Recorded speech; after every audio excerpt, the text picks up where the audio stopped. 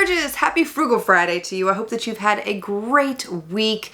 This video is all about makeup tips that I wish I had known earlier. I wish someone would have told me these like 10 years ago, but the journey was worth it, so I can't complain. But in the event that you've never heard of these today, or you're rediscovering them again, I hope that you'll find them helpful. One of the biggest game-changing makeup techniques for me was applying concealer to the outer corners of my eyes. This was a tip that I learned from Robert Welsh here on YouTube. And what this does is it helps to dramatically brighten the outer corner of the eye, and it creates a lot of lift in this area too. So if you have drooping eyelids like myself or hooded eyes, this technique really does make such a difference in how your eyes look. It brightens, it lifts, it's absolutely beautiful, and it's such an easy thing to do. I will add to that less is more with the outer corner, and the less that you apply, the better it will look. Another tip that truly upped my makeup game and how my eyes looked, especially when it comes to winged eyeliner, is starting the wing from the lower lash line and working your way up. I would traditionally apply it to the outer corner and then work my way out. But when you start from the lower lash line, not only does this create more symmetry, but it becomes a lot easier to match it to the other eye, because I feel like that's one of the biggest struggles with winged eyeliner is how do I get them to match? I mean, I can't tell you how many times when I started out doing winged eyeliner, I would end up with the most perfect wing on one eye and the other eye's like way off in Funkyville, you know?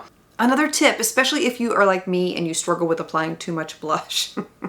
Yes. Apply it before you apply your foundation. Now this really only works that well with cream and liquid blushes. Powder blushes typically don't work too well like this because they can look streaky, cakey, and like that. So cream and liquid is the way to go with this technique. When you apply it like this, you don't have to worry about applying too much, and it looks natural, effortless, and like skin. The best part about this technique is if you find that you blend too much of the blush away with the foundation, you can always go back and add a little bit more and then blend with the foundation until you get the right gradient fade. Another tip that really made sense to me once I heard it, but I'd never really thought about it before, is using 2 primers on your face. So let's say you're like me and you're oily, but you still want to have a natural glow on your skin. You can combine a mattifying primer with a dewy primer. The key is placement. So you would want to apply your mattifying primer or your pore filling primer onto the areas where you need it. So for me, it's always the T-zone. That's where I typically will apply the mattifying primer first. And then on the rest of the face, apply your dewy primer. That way, your makeup stays in place, nothing's going to move or fall apart, but you get the most natural looking results. This next tip is one that I learned very recently and I love it. It has changed the way that I do my eyes. So let me show you. If you struggle with eyeliner smudging, you know, little smudgies that you get on the inner corners? Ugh, yeah, horrible. Apply it only to the outer half of your lower waterline. Avoid the inner portion of your eye completely. Other thing that this type of placement does is it helps to open your eyes. You know that when you apply eyeliner on the entire length of your lower waterline, it can close off your eyes and make them smaller, but only applying it to the outer half will help to open them up and make them look bigger.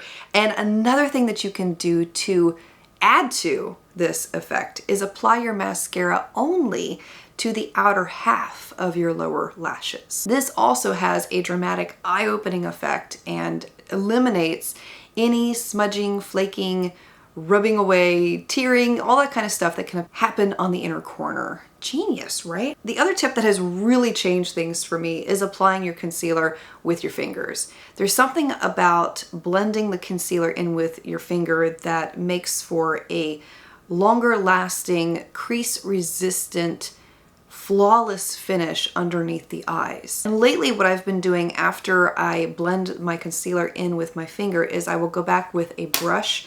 The brush that I'm using in the example here is the Fenty Beauty concealer brush, and I will buff the concealer into the skin further for an airbrushed finish. And now it's your turn. Let me know what your top makeup tips are. Are there any that you have discovered that you could never see yourself not doing ever again? Feel free to share those below in the comments. And if you enjoyed today's video, share it with a friend.